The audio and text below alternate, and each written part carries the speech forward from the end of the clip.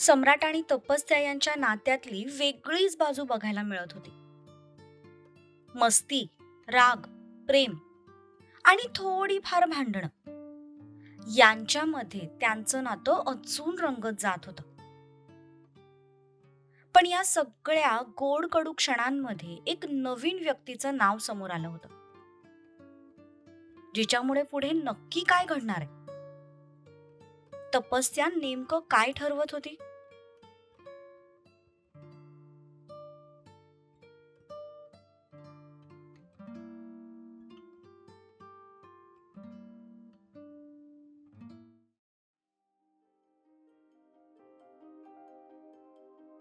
अजून 7 बाकी आहेत. सम्राट पुन्हा खाली झुकला आणि त्याने तिचे ओठ पकडले. तिने दोन्ही हातांच्या मुठीत बाजूचं बेडशीट घट्ट आवळून घेतलं. यावेळी मात्र त्याने पहिल्यापेक्षा जास्त पॅशनेटली तिला किस करायला सुरुवात केली. तसं तिचं अंग सुद्धा हळूहळू तापू लागलं होतं.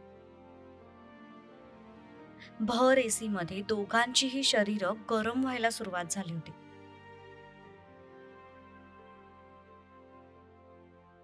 हळूहळू बेडशीट पकडलेले तिचे हात कधी त्याच्या पाठीवर जाऊन पोहोचले, तिला कळलं सुद्धा नाही.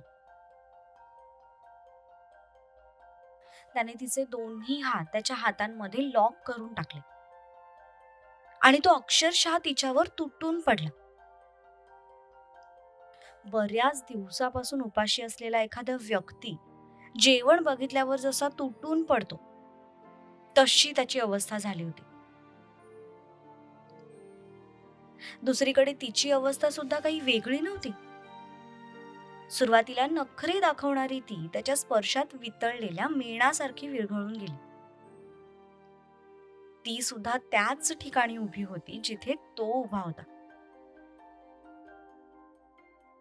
त्याच्या त्या स्पर्शासाठी ती सुद्धा तितकीच आसुसलेली होती. सुरुवातीला सॉफ्ट असलेला त्याचा तो स्पर्श हळूहळू रफ होत गेला. तिचे हात देखील त्याच्या शर्टला बाजूला करून त्याच्या उघड्या पाठीवर फिरू लागले. तिच्या त्या स्पर्शाने तो अजून उत्तेजित झाला. त्याने तिला जागेवर गोल फिरवलं आणि पुन्हा एकदा पिंजऱ्यातून निघालेल्या वाघासारखा तिच्यावर तुटून पडला. मध्ये काही सेकंद तो तिला फक्त श्वास घेण्यासाठी मोकळं सोडायचा आणि पुन्हा तिच्यावर हल्ला चढवायचा. त्याच्या अशा वागण्याची तिला सवय होती, त्यामुळे आता तिला सुद्धा काही वाटायचं नाही. पण आज मात्र त्याचं ते वागणं नेहमीपेक्षा थोडं जास्तच वाईल्ड असल्यासारखं तिला वाटलं. पण ते देखील तिला आवडत होतं, त्यामुळे ती त्याला पुरेपूर साथ देत होती. मध्येच तिचे ओठ सोडून तो तिच्या मोकळ्या गळ्यासोबत खेळू लागला. तशी ती जोर जोरात श्वास घेऊ लागली.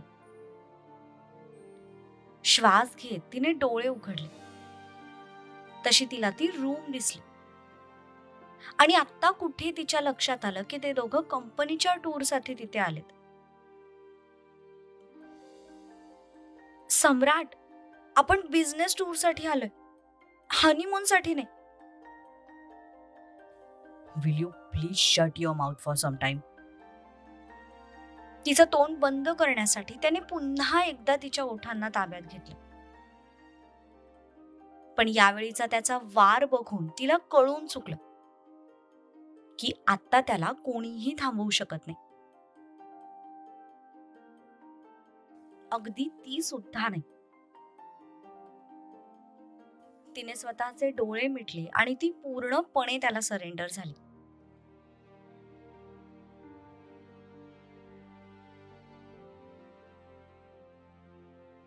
एका तासानंतर, कसली जंगली आहात हो तुम्ही, कोणी बघितलं तर काय उत्तर देऊ मी आता? तपस्या आरशासमोर उभी होती. स्वतःच्या गळ्यावर असलेले निशाण बघत होती. कोणाला काय उत्तरं द्यायचे तो तुझा प्रश्न आहे. मी म्हणालो होतो का तुला माझ्या रूम मध्ये ये म्हणून? मी माझा माझा चुपचाप झोपलो होतो ना. कसले सेल्फिश आहात हो तुम्ही. स्वतःचं काम झालं तसं लगेच आता तुझं तू बघून घे. हा गुण तुझ्याकडूनच शिकलोय मी. खडूस. बरं, आता झालंय ना तुमचं काम, मग आता मला त्या उर्वशीची माहिती द्या. कसली माहिती? सम्राट, बायको आहे मी तुमची. माझ्यासमोर तुमचा हा स्मार्टनेस चालायचा नाही. तुम्ही बोलला होता की तुम्ही सांगाल ते केल्यावर तुम्ही मला तिची सगळी माहिती द्या. ऍक्च्युली द्यायला मी दिली असती ग, पण पण काय? त्याचं काय ना, अजून माझ्यापर्यंतच तिची माहिती पोचली नाहीये, तर मी तुला कुठून देणार? तसा मात्र तिचा चेहरा बघण्यासारखा झाला. एकाच वेळी आश्चर्य आणि राग या दोन्हीचं संमिश्र तिच्या चेहऱ्यावर जमा झालं.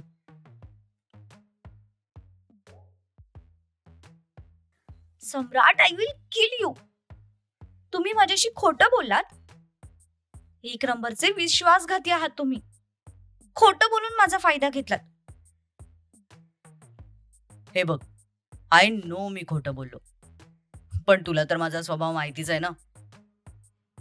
अशी दगाबाजी मी तुझ्यासोबत स्टार्टिंग पासून करत आलोय, आणि अशी दगाबाजी करूनच तर मी तुझ्यासोबत लग्न पण केलं होतं. आठवतंय का? आणि हो, मी तुझा काही फायदा वगैरे घेतलेला नाहीये. तू सुद्धा माझ्या इतकंच एन्जॉय केलंस. आता उगीच साळसूतपणाचा आव आणू नकोस हा. I hate you Samrat. But I love you जान. त्याने खाली वाकून पुन्हा एकदा तिच्या गालावर केस केला. दूर व्हा. अजिबात माझ्या जवळ यायचं नाही. खोटारडे कुठले. चिल जान. हे बघ, एखाद्या व्यक्तीची माहिती मिळवणं इतकं सोपं नसतं. मी माणूस कामाला लावलाय. उद्यापर्यंत आपल्याला तिची सगळी माहिती मिळेल. आणि जान, तू का तिचा इतका स्ट्रेस घेतेस? मला सांग, तू इथे स्वतःला प्रूव्ह करायला आली आहेस की ती कोण आहे हे जाणून घ्यायला आली आहेस? आले तर मी स्वतःला इथे प्रूफ करायलाच होते. पण इथे आल्यावर कळलंय की आपल्या आजूबाजूला असलेली सगळीच माणसं चांगली नसतात. काही लोक त्यांच्या सुंदर चेहऱ्यामागे राक्षसी वृत्ती घेऊन फिरत असतात, आणि ते आपल्या कंपनीसाठी नक्कीच चांगलं नाहीये. त्या उर्वशीचे हेतू अजिबात चांगले नाहीयेत. तुम्हाला माहितीये ती मला काल काय म्हणाली? तिने उर्वशी आणि तिच्यामध्ये जे काही संभाषण झालं होतं ते सगळं सम्राटला सांगितलं. पण हे ऐकल्यावर तिला राग आला नाही, उलट तो हसू लागला. मी तुम्हाला इथे काहीतरी सिरियसली सांगते आणि तुम्ही दात काढताय. अगं, हसू नाही तर काय करू? यू रिअली थिंक की ती कधी तुझी जागा घेऊ शकेल? Of course not. तिला माझी जागा घेण्यासाठी ना 7 जन्म घ्यावे लागतील. पण ते घेण्याआधी ना मला तिला याच जन्मात तिची जागा दाखवून द्यायची, आणि त्यासाठी मला तिचा खरा चेहरा माहिती करून घ्यायचा. एकदा का तिचं पितळ सगळ्यांसमोर उघडं पडलं ना की बाकीच्यांवर पण थोडी वचक बसेल, आणि इतर कोणी असा खोटेपणा करायच्या आधी 10 वेळा विचार करेल. जान, तुझा हेतू खूप चांगला आहे, पण त्यासाठी इतका स्ट्रेस घ्यायची काहीही गरज नाहीये. अगं, उर्वशी सारख्या कितीतरी लोकांना मी एका मिनिटात सरळ केलंय. You just relax. आता उगाचच ही लाडी गोडी लावू नका. माझा तुमच्यावरचा रागही गेलेला नाहीये अजून. खोटारडे कुठचे. अगं असं काय करतेस? अजून आपल्या 6 केसेस बाकी आहेत. 6 केसेस, 6 महिन्यांचा कोटा पूर्ण केलाय तुम्ही आज. आता चुकून जरी माझ्या अंगाला हात लावलात ना तर 6 बुक्के घालीन, सांगून ठेवते.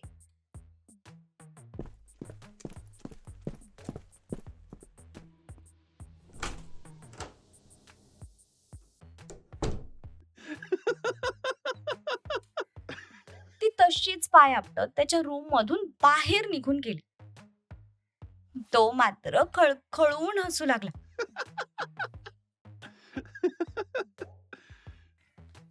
टेडी आहे, पर सिर्फ मेरी है. आय लव्ह यू जान. तू आहेस म्हणून माझी लाईफ इतकी एंटरटेनिंग आहे. माझ्यासारख्या बोरिंग माणसाला तू इतकं खळखळून हसायला शिकवलंयस, एन्जॉय करायला शिकवलंयस, भरभरून जगायला शिकवलंयस. त्यामुळे जोपर्यंत हा सम्राट जिवंत आहे ना, तोपर्यंत तरी तुझी जागा कोणीच घेऊ शकत नाही.